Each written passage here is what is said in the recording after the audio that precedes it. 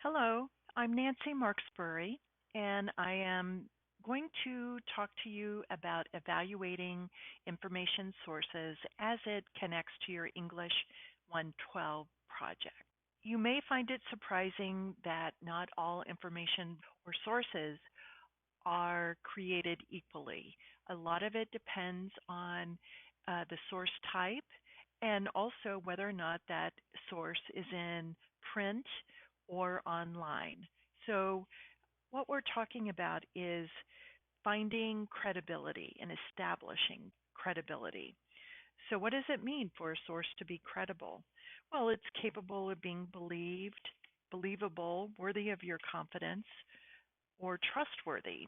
And in plain language, if a source is credible, we can believe what information the source is providing.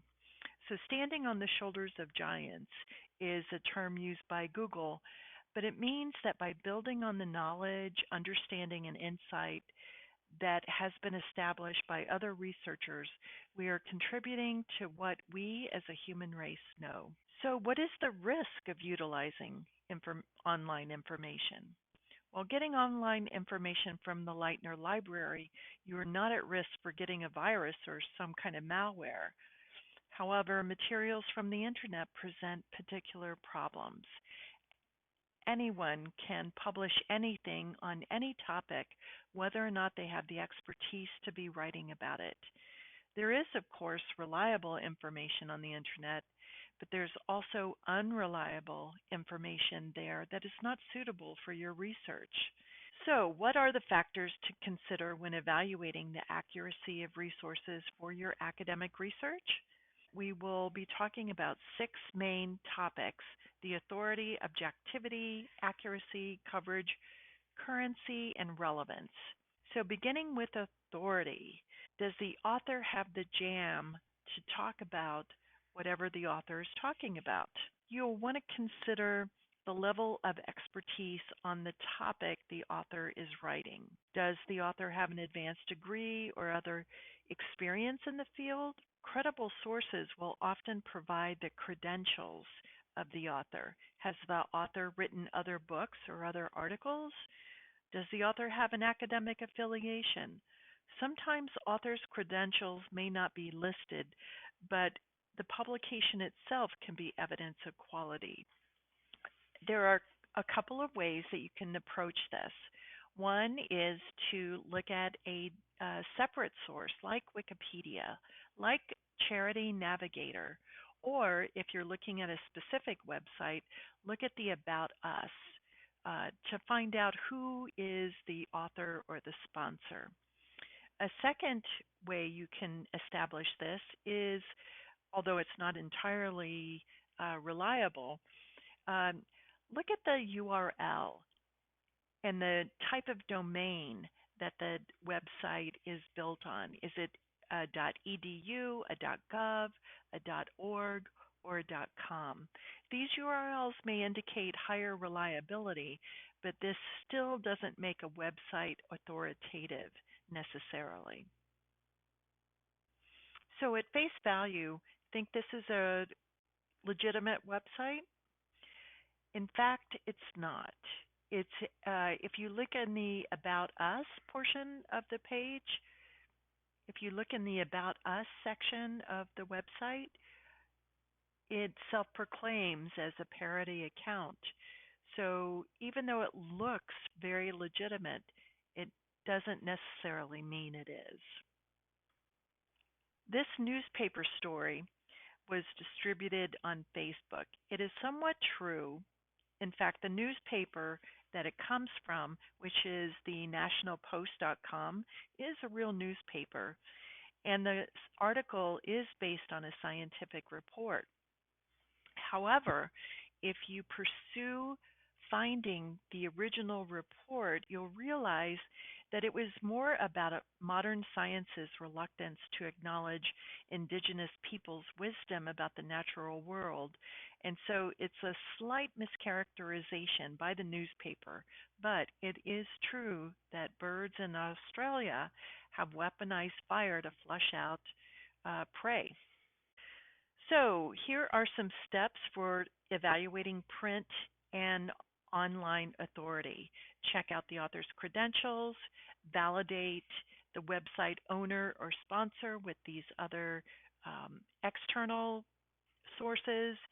Ask yourself, is the report, website, or article sponsored? If so, by whom?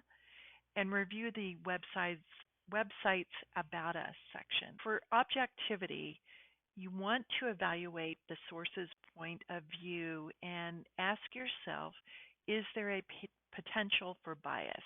So bias is inaccurate or unfair presentation of information or information that is one-sided.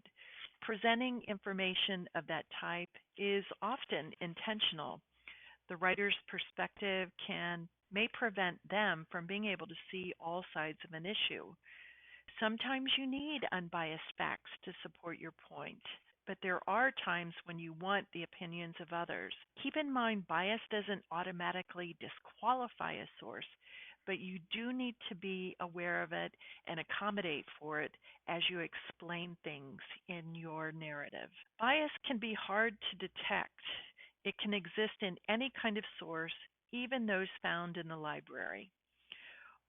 However, I know you all have heard the term peer-reviewed articles as a way to describe a rigorous editorial process where editors and scholars evaluate the work's quality. For journals, this is the peer review process. Peer-reviewed articles are considered to be of high quality, and the review process is meant to filter out sources that are written by unqualified or by extremely biased authors. So that's one way to establish that there is objectivity in your source. Some websites make no secret of their bias and others try to hide it. For example, what you can see here is a screenshot from the Smithsonian Magazine, and which makes no sense why they would have an article about the tragedy of Jim Carrey just keeps getting sadder and sadder among all these other questionable articles. So you have to ask the following questions. Is there advertising on the site?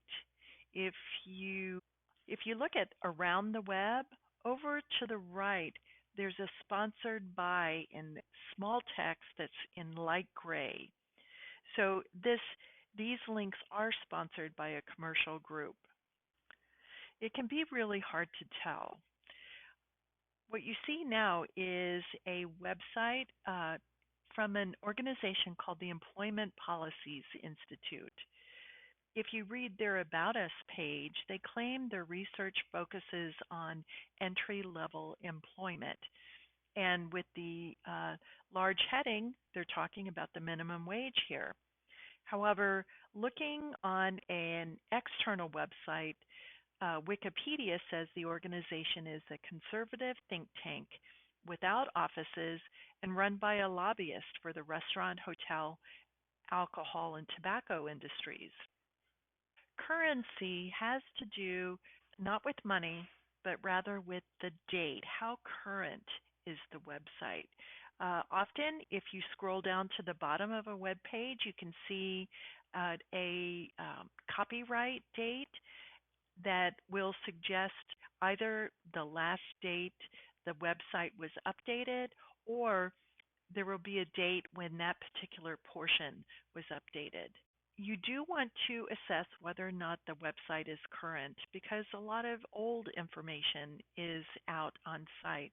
Other clues you can look for are links on the website live.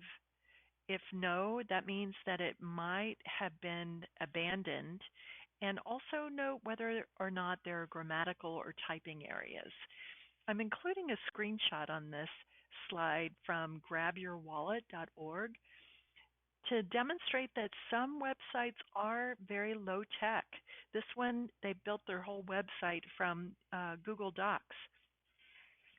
While it's not reliable looking, it's highly current and reliably maintained. And we know this because there are listings on this website as to where one can validate their individual claims are being made.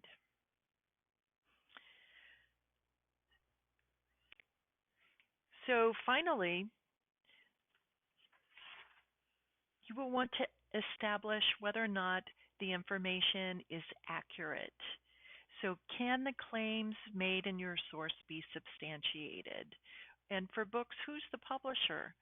For journal articles, check out the Journal Policy for Editorial Oversight if you're curious as to whether or not that article has been reviewed by the peer review process. Compare information in one source to other sources. It's a way for you to triangulate whether or not a book or article is factual and free of errors. Ask yourself, does the site contain references or other documentation letting you know where the information came from? Are there links to other sites? Are these sites created by respected authorities or sponsored by trustworthy organizations? Can you verify the information in another source? Please keep in mind that not every credible source will be appropriate for your research. You will need to not only evaluate each source's trustworthiness, but also its appropriateness to your argument. Thank you for your time and attention in reviewing this information. I also want to remind you that help is always available, even though we're not at the reference desk these days. You can make an online appointment by emailing refhelp@cuca.edu. You can also chat with us from the library homepage. Thank you, and let us know how we can help you.